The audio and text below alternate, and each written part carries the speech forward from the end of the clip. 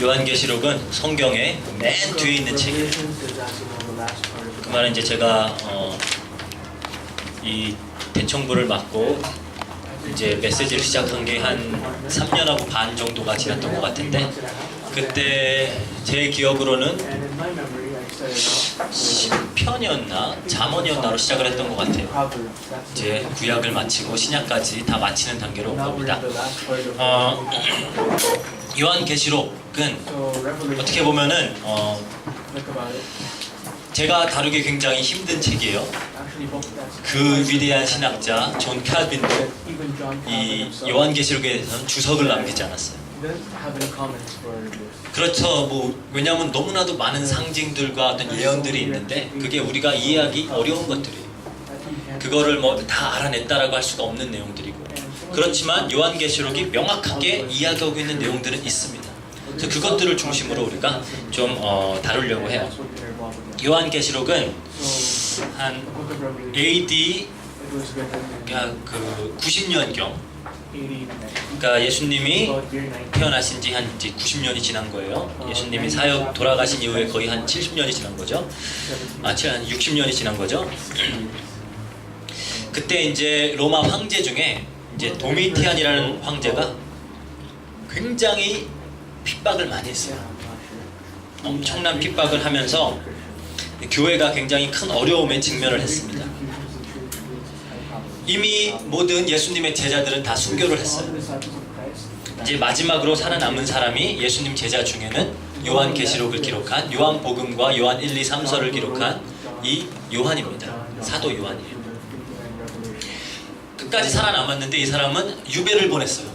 반모섬이라는 데로. 그 밀레도 섬에서 조금 더 나가면 있는 바위섬이에요. 그렇게 한 길이 17km, 넓이 한 10km 되는 그렇게 크지는 않은 섬인데 그냥 바위 덩어리예요. 거의 생명이 살고 있지 않는 그런 그냥 무인도 같은데 먹을 것도 없는 그런 이상한 땅에다가 유배를 시켜놓은 거예요.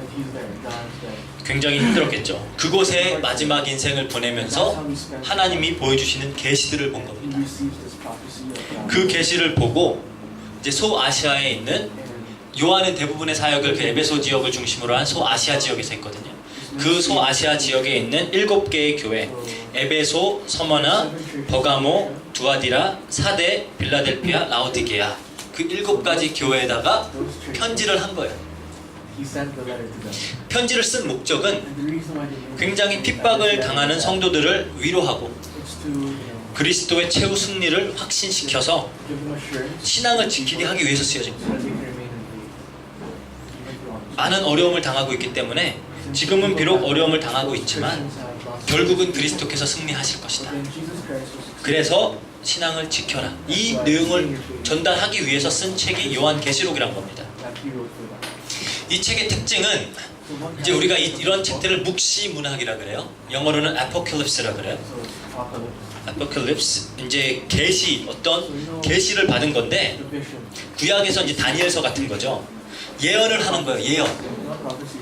하나님으로부터 받은 계시를 받아서 미래에 있을 일들에 대해서 예언을 하는 건데, 그 예언을 할 때 육하 원칙을 가지고 명확하게 이야기를 하지 않아요.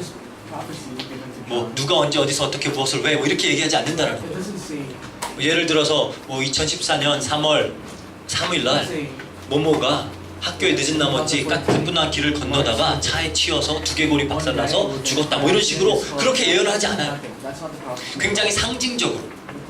우리 드라마 같은 거 보면은 예를 들어서 딱 사진첩에 내가 딱 들어있는 사진첩인데 모르고 툭 하다 넘어져갖고 유리가 탁 깨져. 그러면 뭔가 안 좋은 일이 있으려나 이런 거 있잖아요. 그런 식으로 예언, 상징 이런 것들을 통해서 예언을 하기 때문에 우리가 이걸 가지고 명확히 이야기를 하는 거다, 저 이야기를 하는 거다라고 뚜렷하게 얘기를 하기가 힘들어요.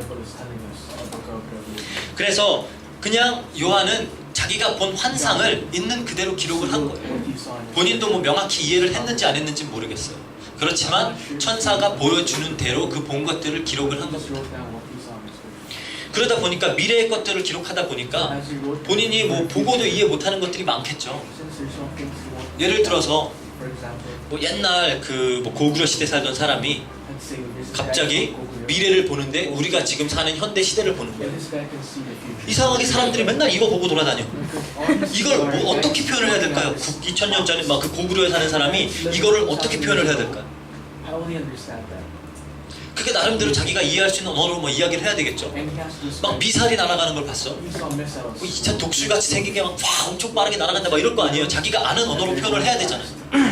그러다 보니까 설명이 뭐 명확하지가 않고 무엇을 표현하는지도 자세히 모르는 게 많아요. 그러다 보니까 칼빈 같은 사람도 이것을 주석을 하기를 거부했어요. 우리가 이해할 수 없는 내용이다. 하나님께서 보여주시는 바가 있다. 그래서 크게 요한계시록을 해석하는 방법이 4가지가 있습니다. 첫 번째는 영적인 해석이에요. 그 말은 뭐냐? 그냥 그 문자 그대로 이해하는 게 아니라 그 안에 어떤 영적인 의미와 교훈을 찾겠다라는 거예요. 근데 그것도 굉장히 위험한 거예요. 왜냐하면 예를 들어서 성경에 창세기 3장 15절에 여인의 후손이 나타날 것이다. 말 그대로 여인의 후손이 나타날 것이라는 거거든요. 근데 이런 것들을 막 영적인 해석을 하는 사람들이 있어요. 그게 아니라 우리가 정말로 그런 순수한 여인과 같이 그런 마음을 가지고 쭉 살아서 그 후손들이 되고 막 이런 식으로 막 말도 안 되는 해석들을 하는 사람들이 있다라는 거예요. 그런데 그런 식으로 많은 상징들을 가지고 나름대로의 어떤 영적인 의미와 교훈들을 찾아서 그것으로만 해석을 하는 경향이 있는데 그것도 그럴 수도 있겠지만 온전히 옳은 방법은 아니다라는 거죠. 그리고 과거적인 해석이 있습니다. 이 모든 일들이 1세기 옛날 그 교회 그 시대 때 일어났던 일들에 대한 이야기다. 그때 막 많은 핍박들이 있었고 어려움들이 있었기 때문에 거기에 대해서 예언을 한 거지 지금 우리와는 상관없는 이미 지나간 얘기다. 그렇게 이야기하는 사람들도 있고요. 또 세 번째로 미래적인 해석이 있습니다.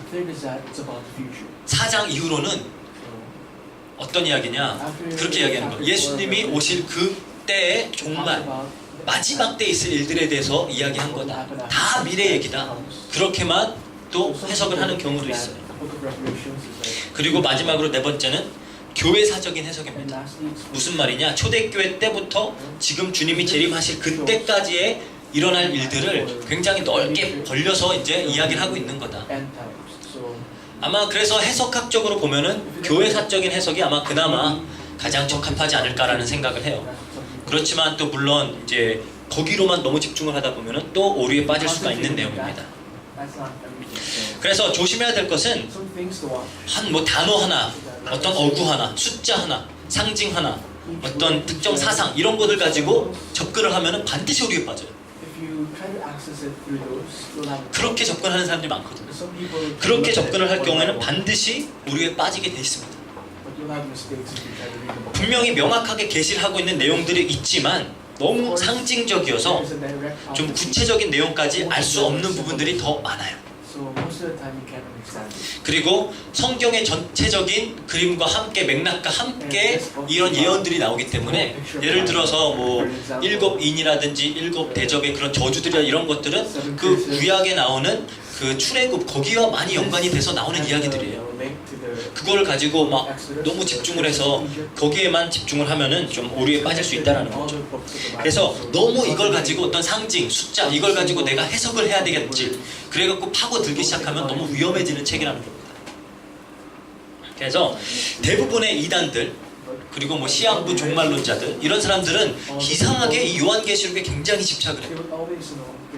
요한계시록에 굉장히 집착을 해요. 그래가지고 아까 말했던 위험하다고 하는 거기에 너무 집중을 하는 겁니다.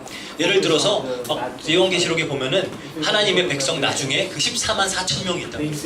여호와의 증인들 같은 경우는 우리가 그 14만 4천이다. 이러는 거예요. 성경 자세히 보면은 그 14만 4천은 다 유대인들이에요. 유대인들.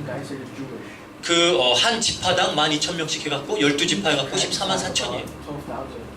그리고 그렇게 유대인들 끝나고 나서 수많은 이방인들의 무리들이 있었다 그래요.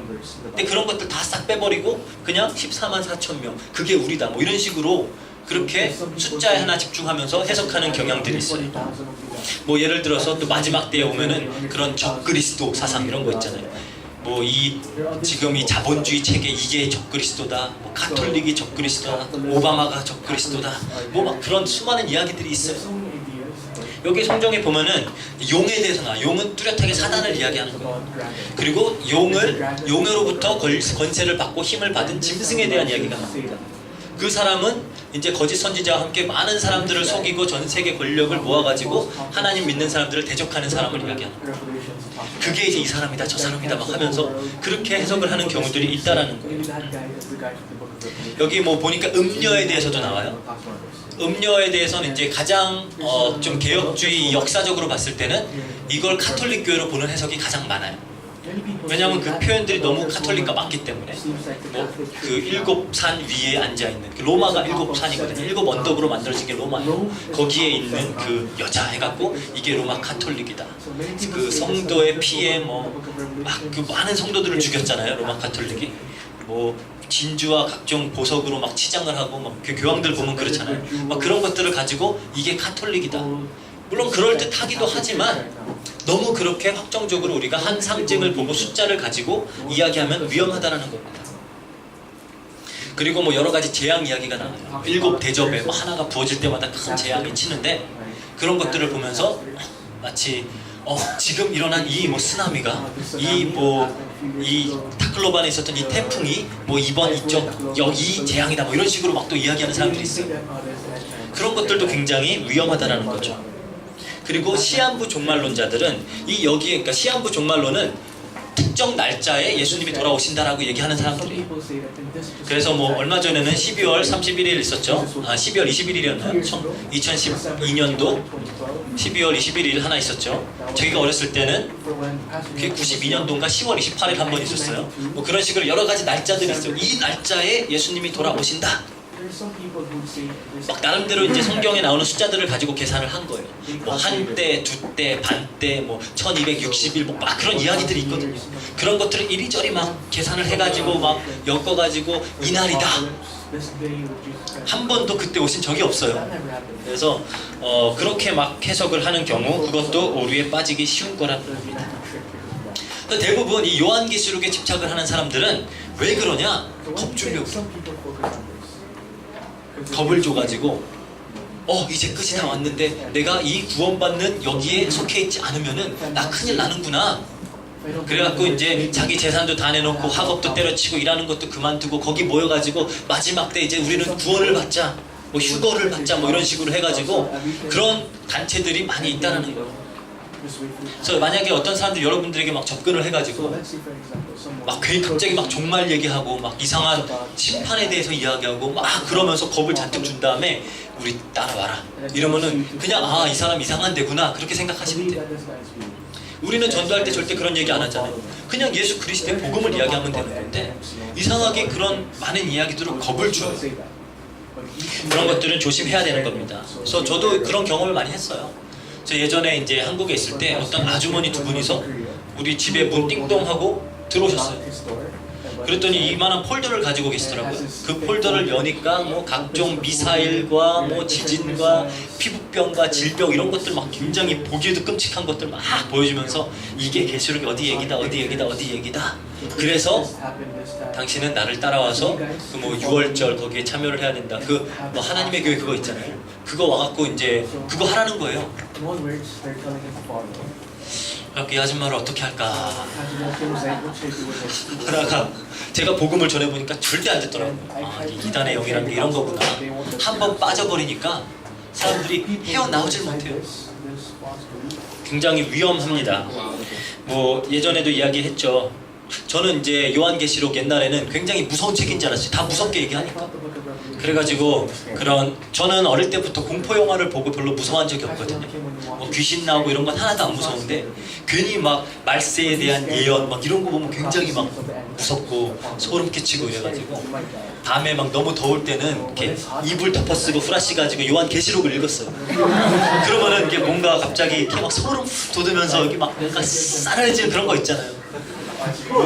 그냥 재미삼아서 뭔 소리인지도 모르면서 괜히 막 666이라고 소름 쫙 끼치고 그런 것들이 너무 많다라는 거예요. 그런 것들.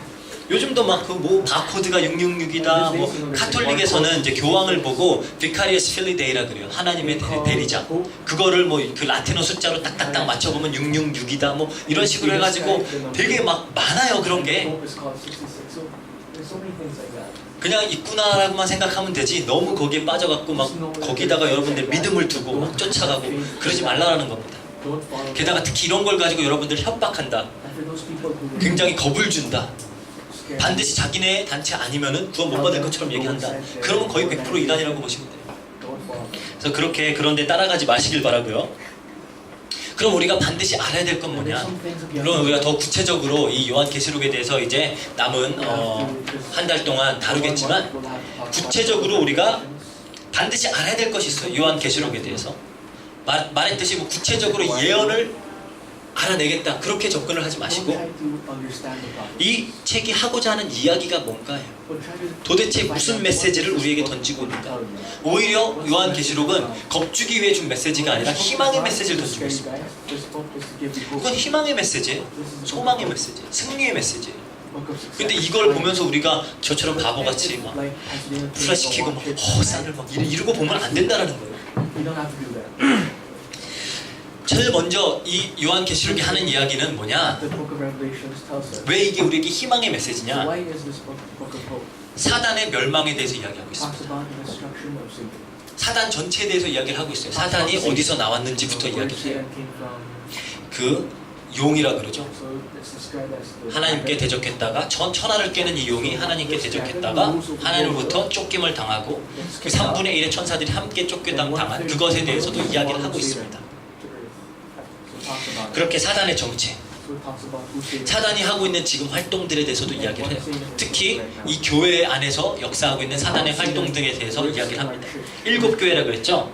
이거는 우리가 다음 주에 좀 더 구체적으로 다룰 거예요. 그렇지만 보니까 서머나 교회와 빌라델피아 교회는 칭찬만 받는 교회예요. 사대 교회와 라오디게아 교회는 이제 욕만 먹는 교회예요. 책망만 받는 교회예요. 나머지 3개의 그 에베소, 버가모, 두아디라는 칭찬과 책망을 동시에 받아요. 그런데 어떻게 왜 책망을 받냐를 봤더니 이 아까도 목사님 말씀하셨죠. 이 사단의 회, 이 흑암 세력들이 교회에 들어와서 잘못된 가르침으로 잘못된 사상으로 교회를 무너뜨리고 있는 거예요. 다른 길로 인도하고 범죄하게 만들고 그러는 거예요. 우리가 이거에 대해서는 뭐 유다서에서도 뭐 베드로 후서에 대해서도 많이 다뤘죠. 요한 2서에서도 많이 다뤘어요. 그렇죠? 어떤 거짓말을 가지고 이 사단이 교회 안에 들어와서 성도들을 무너뜨리고 복음을 바르게 받지 못하게 하고 잘못된 길로 인도하는지 우리 그 부분에 대해서 많이 봤죠. 지금도 교회 안에서 사단이 어떤 사람들을 통해서 사단의 회라고 하는 이 유대인들을 통해서 막 역사를 해서 성도들이 복음 안에 바르게 서지 못하게 하고 있는 그 모습들을 보여줘요. 사단은 지금 어떻게 역사하는지. 그리고 마지막으로 마지막 시대에 사단이 할 일들에 대해서도 알려줍니다. 아까도 말했듯이 그런 어떤 짐승, 적 그리스도라고 하는 존재를 통해서 그게 어떤 개인이 될지 어떤 단체가 될지 뭐 조직이 될지 그런 건 잘 모르겠지만 지금 우리가 사는 이 세상을 바라봐도 전 세계의 정치, 경제, 문화, 뭐 통상 모든 것들이 하나로 묶어지고 있어요. 그냥 자발적으로 묶여진다라기보다는 어떤 권력을 가진 자들이 이 일을 해나가고 있다는 겁니다. 그런 의미에서 볼 때 어떤 통치의 시스템을 만들고 있는 것인데 이런 것들을 뭐 조직이 될지 개인이 될지 잘 모르겠지만 이런 역사들이 일어날 것에 대해서 이야기를 해요. 만국의 왕들이 자발적으로 자기 권력을 내놔서 정말로 이 짐승을 찬양하고 이 짐승은 우리들 눈앞에서 엄청난 기적을 행하고 모든 사람들이 이 짐승을 따라가고 그래가지고 복음을 알지 못하고 많은 사람들이 복음을 등지고 떨어져 나가게 될 것에 대해서 이야기를 하고 있습니다. 그런 사단이 할 일에 대해서 이야기를 하고 있다는 겁니다. 그거는 뭐 이제 점차적으로 될 일들이지만 지금도 마찬가지로 어떻게 보면 성취되고 있는 일들이에요. 그렇죠? 그래서 뭐 그리고 뭐 바벨론이 무너질 것이다. 뭐 이 가톨릭 교회라고 보면은 뭐 그렇게도 볼 수도 있고 뭐 다른 것들이 있겠지만 이 바벨론 음녀는 결국 무너질 것이고 하면서 이제 말세에 일어난 일들 그런 뭐 마게돈 뭐 아마게돈의 전투 막 이런 수많은 이야기들을 하고 있어요. 얘기했듯이 너무 구체적으로 여러분들이 알려고 막 노력할 필요 없어요. 그렇지만 말세의 사단이 얼마나 강하게 역사를 할지 전 세계를 다 속여가지고 정말로 복음 받지 못하게 하고 이 흑암의 세력을 따라가게 할 이 사단의 역사에 대해서 이야기를 하고 있는 것이 이 요한 계시록입니다. 그렇지만 계시록 20장에 보니까 결국 이 사단은 영원히 멸망할 것에 대해서 이야기를 하고 있어요. 이미 승리한 전투라는 거예요. 사단은 지금까지도 우리를 속이고 넘어뜨리고 여러 가지 수단과 방법을 동원해서 복음 안에 바르게 서지 못하게 해요.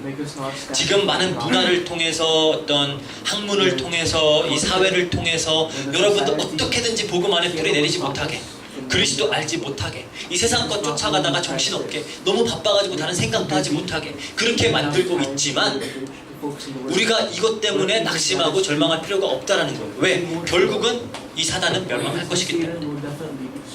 그래서 중요한 걸 봐야 돼요. 괜히 막 666 막 그것 때문에 막 쫄고 이럴 필요가 없어요. 옛날에 여러분들 그 영화 봤는지 모르겠어요. 오맨이라고. 저희 때 제가 어렸을 때는 굉장히 막 알아주는 공포 영화 중에 하나예요. 꼬마인데 애기가 주인공인데 얘가 거의 막 적그리스도 막 악마 같은 애. 머리를 밀어보니까 여기 666 딱 있어. 걔 때문에 지네 엄마가 다 죽어. 영화가 끝날 때 그 엄마의 장례식장에서 자기 그 고모 이렇게 손잡고 딱 서 있다가 딱 뒤돌아보면서 씩 웃어. 소름이 막 확 돋으면서 666 전혀 그럴 필요 없다라는 거예요. 왜? 멸망할 사단에 대해서 이야기를 하고 있어요. 멸망할 사단. 완전히 멸망해버린 그 사단. 지금도 이미 멸망했어요. 그 권세는 이미 무너졌어요. 아직까지 그냥 활동의 기간이 남아있을 뿐이에요. 그래서 어떻게든지 원래 뱀도 머리를 찍으면 그때 제일 발악하거든요. 그런 것처럼 지금 이미 죽었기 때문에, 이미 권세는 무너졌기 때문에 마지막에 최후 발악을 하고 있는 거예요. 그 모습을 보여주는 거지 우리가 두려워할 내용이 아니라는 겁니다. 그걸 우리가 볼 필요가 있어요. 그래서 계시록 20장에 보니까 완전히 멸망할 사단에 대해서 이야기해요. 그래서 우리에게는 희망의 메시지입니다. 두 번째로 그리스도의 승리를 이야기하고 있어요.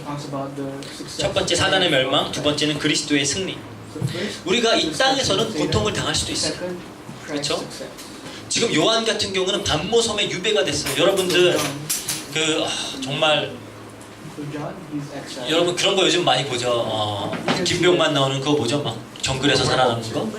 정글의 법칙? 그렇죠? 그런 거 보면 어때요? 막 굉장히 아름다워 보이지만 거기서 생존하려고 하니까 막 되게 힘들어지잖아요. 근데 이 지금 반모섬이라는 데는 이거는 어디 야자나무 하나도 없어. 그냥 돌섬이. 그런데 혼자 유배가 돼가지고 동굴 안에서 이런 계시를 받은 거예요. 이렇게 어려움들이 오지만 이 어려움들 때문에 두려워할 필요가 없고 낙심할 필요 없고 무너질 필요가 없다라는 겁니다. 왜? 그리스도는 승리하실 것이기 때문에. 이미 승리하셨기 때문에. 이 계시록을 자세히 보면, 특별히 원어로 자세히 보면은 동사들이 다 과거형이에요. 이미 승리했다라는 거예요. 하나님의 영원한 시간표 속에서 그리스도는 이미 승리했어요. 우리는 그걸 믿으면 되는 겁니다. 그거를 믿으면 우리가 지금 우리가 겪고 있는 문제, 어려움, 두려움들 때문에 낙심할 필요가 없다는 거예요. 지금 요한이 이 유배됐을 이 시기에 수많은 아시아의 교회들은 어려움들과 고난과 핍박을 당하고 있어요. 그렇지만 두려워할 필요 없다는 겁니다. 왜? 그리스도는 승리하셨고 또 하실 것이기 때문에. 그거를 붙잡는 그 메시지를 던지는 거예요. 그래서 희망의 메시지입니다. 계시록 19장에 보면은 참 이렇게 여자들이 좋아할 것 같아요. 백마를 타고 쫙 백마 탄 남자처럼 딱 나타나세요. 그래가지고 이 짐승과 거짓 선지자 사단의 권세를 완전히 물리치는 장면이 나옵니다. 또 왜 이렇게 백마 탄 왕자인지 모르겠어요. 이렇게 여자들 다른 착각하게. 그렇죠? 와가지고 막 뽀뽀해주고 그러는 거 아닌데 정말로 권세를 가지고 이 그리스도께서 최후의 이 사단의 세력을 완전히 물리칠 것에 대해서 보여주고 있습니다. 그래서 계시록 19장 16절에 보니까 예수님의 이름이 뭐냐? 예수님의 이 허벅지와 옷에 예수님의 이름이 써 있어요. 뭐라고 써 있냐? 만 왕의 왕, 만 주의 주여. 성경에서는 계속 사단이 세상의 임금이다, 세상의 신이다, 공중 권세 잡은 자다 그러는데 결국은 누가 왕이냐, 누가 주냐? 그리스도다라는 거예요.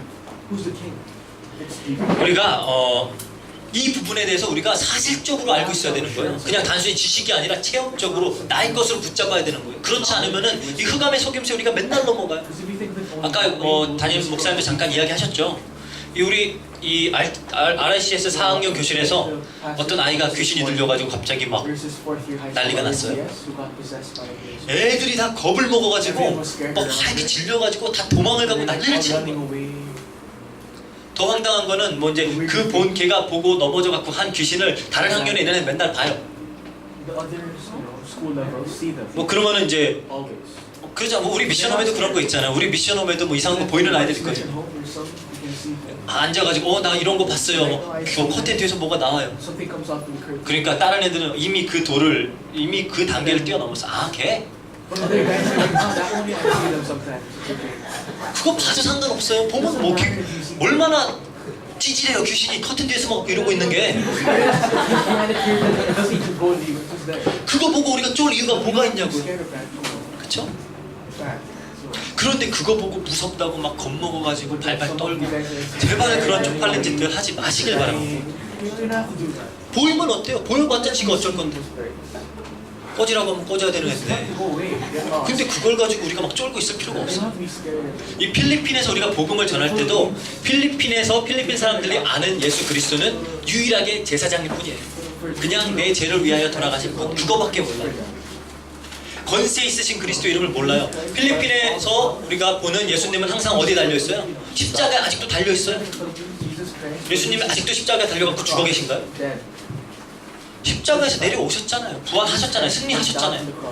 그런데 카톨릭에서는 맨날 십자가에서 나 제 위에 죽어있는 그 예수만 보고 있어요. 아무 힘도 없이 매달려가지고 고개 꺾여가지고. 왜 그것만 보여주냐는 거예요. 아니면은 맨날 십자가 지고 걸어가는 그 예수님, 아니면 아무 힘 없이 마리아 품에 안겨있는 그 애기 예수.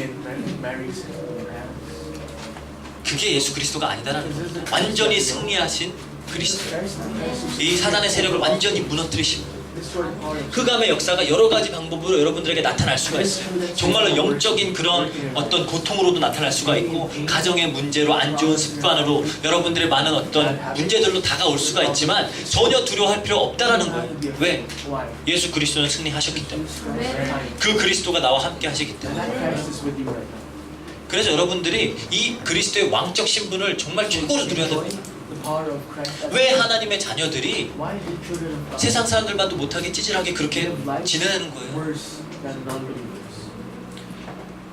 왜 하나님의 자녀들이 그 컴퓨터 게임 하나 모지겨가지고 거기에 맨날 붙잡혀 있고, 술에 모지겨가지고 거기에 붙잡혀 있고, 담배에 모지겨가지고 거기에 붙잡혀 있고, 도박에 붙잡혀 있고, 왜 그러고 있냐라는 거예요. 이미 승리하신 그리스도인데 지금 사단은 옆에서 속이는 것밖에 못하는데 거기에 속아가지고. 그래서 여러분들은 이 그리스도의 승리, 여기에 대해서는 확신을 가지고 있어요. 그리고 그것을 담대하게 선포해야 됩니다. 여러분들의 현장에서. 왜 우리에게 희망의 메시지냐? 그리스도가 승리하셨다. 그리스도가 승리하셨다. 만왕의 왕, 만주의 주. 사단은 더 이상 왕이 아니에요. 주도 아니에요. 아무것도 아니에요. 그냥 영원히 하나님께서 만들어 놓으신 그 불의 호수, 거기에서 그냥 고통당할 존재예요. 아무것도 아니에요. 그런데 거기에 우리가 겁먹고 쫄 필요 없다는 거죠. 또 우리가 이 요한계시록이 우리에게 희망의 메시지인 이유는 여기에는 우리 성도의 미래가 약속되어 있습니다. 우리의 미래가 어떤 미래인지에 대해서 분명히 약속을 하고 있어요. 우리는 어떤 사람들이냐? 어린 양의 혼인잔치에 초청받은 사람들이에요. 어린 양의 혼인잔치는 뭐냐? 항상 성경은 어떻게 그 비유를 드냐? 어린 양은 예수 그리스도예요. 그 신부는 예수님의 교회예요. 남자랑 여자랑 함께 결혼하면 어떻게 해야 되죠? 이제 같이 살아야 돼요. 그렇죠? 같이 살아야 돼요. 싫어도 같이 살아야 돼요. 물론 저는 굉장히 좋지만 맨날 같이 살아야 돼요. 좋아요. 맨날 옆에 있어요. 좋아요. 그렇죠? 무슨 얘기냐? 우리가 어린 양의 혼인잔치에 초청된다는 말은 앞으로 하나님과 이 그리스도와 영원히 함께 할 거라는 거예요. 그게 우리의 신분이에요. 그러니까 우리는 절망할 필요 없고 좌절할 필요 없고 낙심할 필요 없어요. 우리에게 약속된 미래가 승리하신 예수 그리스도와 함께 왕되어서 다스리면서 영원히 그리스도와 함께 할 존재들이라는 거예요. 그게 우리입니다. That's us. 우리에게 약속된 미래가 그거. This is the future that we have. 여기 성경에 보니까 또 새 하늘과 새 땅에 대해서 The 이야기하고 book 있어요. says there, the new land, the new 새 하늘과 sky. 새 땅. 우리는 지금 이 몸으로 우리가 계속 살아남는 게 아니에요. 하나님께서 새로운 부활체를 주시겠다. God will give us a new body. 이 몸으로 가면은 이게 어떻게 천국이 될 수가 있겠어요, 그렇죠? And this body, it's sad. 물론 저는 뭐 제 외모에 대해서 뭐 상당히 만족을 하면서 살지만 그래도 장동건 옆에 서 있으면 오징어 같잖아요, 그렇죠? It's gonna be a squid compared to 원빈 옆에 서 있으면 굉장히 초라해지잖아요, 사람. You become sad all of a sudden. 이 몸뚱이를 가지고 제가 천국을 가면 아마 천국이 아닐 것 With 같아요. that body, I don't think I'll be happy enough. 이런 걸로 지금 우리가 생각하는 기준이 뭐 돈 많이 받고 뭐 이런 것들이 아니라 완전히 새로운 육체를 입고 It's a new body. 하나님께서 새롭게 창조하실 새 하늘과 새 땅에서 요한계시록 21장 14절에 보니까 우리 눈물을 다 닦아주시고 사망도 애통함도 곡하는 것도 아픈 것도 없는 그런 장소에서 영원히 하나님 찬양하면서 영광 돌리면서 살 수 있게 그게 우리에게 약속된 미래라는 거예요. That's our future. 요즘은 안타까운 점이 옛날에는 굉장히 막 살기가 힘들었을 때는 이 미래에 대한 소망을 가지고 기독교인들이 많은 신앙생활을 했어요. Many Christians have 그러다 보니까 뭘 놓쳤냐? 지금 현세에서 그리스도의 축복, 하나님의 나라를 누리는 부분을 많이 they 놓쳤어요. lose the part of enjoying 근데 지금은 Christ 반대. right now. But 지금은 now, 너무 이 현세의 축복, 지금 성공, 돈 많이 버는 거 이거 강조하다 보니까 fame, 앞으로 우리에게 올 이 어마어마한 미래 이거를 놓치고 사는 거예요. the future inside God. 그러니까 많은 사람들이 이 미래의 소망 이런 게 뭐가 필요냐? 지금 당장 축복 받으면 되지. 지금 당장 그냥 어떤 긍정적인 생각을 가지고 긍정적인 사고로 많은 성공을 하고 돈 많이 벌어서 떡떡거리면서 살면 되지. 여기에만 집중을 하고 있는 시대인데 우리는 이것만 바라보고 있으면 안 되는 존재들입니다. 우리에게 미래, 약속된 미래가 있어요. You should look at the future promise for us. 하나님께서 약속하신 이 새하늘과 새 땅, The new 천국. sky, the new land for us. 이 천국은 우리에게 약속된 곳이고 또 우리가 지금 살면서 누려야 되는 곳이에요. We have to enjoy it. 이것에 대한 약속이 성경에는 이 요한계시록에 나와 있다는 All 거죠. this is written in the 그래서 book. 반드시 알아야 될 것은 이 요한계시록은 희망의 So 메시지다. this book, the last time, is 보면서 hope. 막 읽으면서 막 겁먹고 쫄고 그러지 말라는 거예요. As you read this, don't go to the 사단의 bathroom. 멸망, 그리스도의 승리, It's 성도의 미래 Satan, the triumph 완전히 of 약속되어 있는 책입니다. and the future 성경의 for us. 결말이에요. 딱 컨클루션 딱 막 멋지게 끝내주는 그 장면이 요한계시록입니다. 참 여러분들이 좀 그런 눈을 가지고 성경을 굉장히 재밌게 봤으면 좋겠어요. 그러지 않으니까 그냥 막 성경 읽으려고 하면 스트레스 받는데 이게 어느 하나의 대서사시로 막 보면은 엄청 재밌어요. 막 예언이 막 여기저기서 막 성취되고 막 굉장히 재밌는데 그거를 이렇게 못 보면 안타깝죠. 목사님이 그랬잖아요. 성경 좀 읽으라고. 제가 뭐 많은 책들을 뭐 여러분들에 비해서는 아마 많은 책들을 읽어봤을 거예요. 그렇지만 막 수많은 성공에 대한 메시지가 있지만 저는 잠언서보다 잘 써있는 책을 본 적이 없어요. 굉장히 좋은 책이라니까요. 수많은 뛰어난 훌륭한 문학적 전집들이 막 있지만 저는 그 욥기서만큼 뛰어난 문학 작품을 본 적이 없어요. 그 뭐 성경 어마어마한 책이에요. 너무나도 재밌고 막 그 역사도 너무나 정확한 역사들을 기록하고 있고 여러분들이 좀 보세요. 그렇지만 단순히 그게 아니에요. 우리의 구원에 대한 약속이 거기에 있어요. 우리가 성도로서 살아가면서 무엇을 붙잡고 누리며 살아가야 되는지에 대한 그 부분이 거기에 있어요. 우리의 미래, 우리의 승리가 다 약속이 되어 있다니까요. 여러분들이 좀 성경을 많이 보시길 바라요. 결론적으로 그렇다면 우리는 이제 한 달 동안 요한계시록을 볼 텐데 기본적으로 어떤 신앙생활을 해야 되냐? 우리는 이 요한계시록적인 신앙생활을 해야 됩니다. 첫 번째로 이 계시록적인 신앙생활이란 건 믿음과 희망의 신앙생활이에요. 믿음을 가지고 희망을 가지고 신앙생활하는 거예요. 그냥 이 땅에선 너무 힘들고 고통스럽지만 악으로 깡으로 그냥 버티는 그게 아니다라는 거예요. 그래서 우리의 삶에는 늘 감사와 찬양이 넘쳐야 돼요. 우리에게는 소망이 보이고 희망이 보여야 돼요. 그래야지 누가 와서 우리의 소망에 대한 이유를 물어야지 우리가 전해줄 거 아니에요. 그렇죠? 딱 봤는데 막 어우 쩔었어 막 찌들어 있어.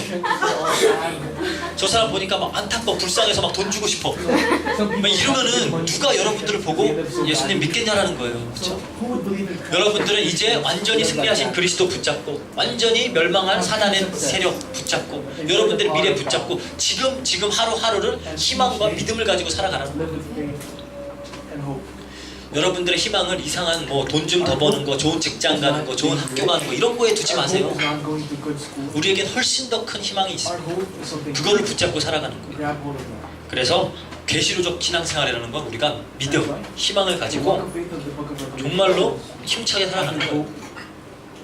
두 번째, 이 요한계시록이 기록된 목적은 뭐예요?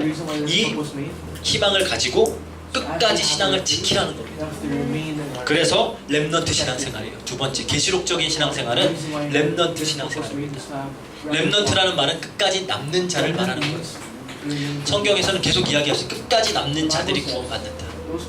아까도 말했죠. 이 사단이, 이 적그리스도의 세력이 수많은 어떤 방법들로 많은 사람들을 속이고 넘어뜨리고 복음을 알지 못하게 할 겁니다.